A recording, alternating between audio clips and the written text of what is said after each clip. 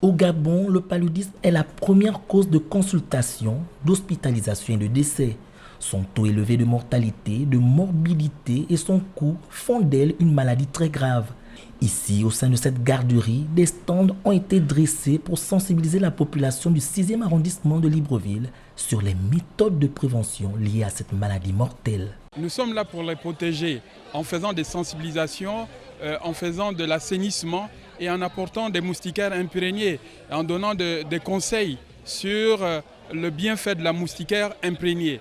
Donc nous agissons au profit de la communauté et cette communauté-là, elle est là pour la nation et nous avons une même cible. Voilà pourquoi nous sommes là avec le ministère et d'autres partenaires. Les dépistages effectués au cours de cette journée ont permis de déceler une dizaine de personnes atteintes de paludisme, ce qui témoigne de la ténacité de cette maladie qui continue de faire des ravages au Gabon. Nous avons déjà reçu depuis ce matin près d'une centaine de participants qui sont asymptomatiques, c'est-à-dire qui ne présentent pas de signes cliniques de paludisme.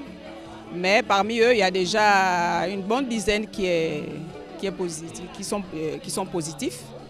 Donc ça montre que le paludisme est bel et bien encore présent dans ce quartier, parce que principalement c'est les participants du quartier Nzarion. Alors que depuis le 12 janvier 2024, à côté de l'île Maurice et de l'Algérie, le Cap-Vert est devenu le 3e pays africain à éradiquer le paludisme.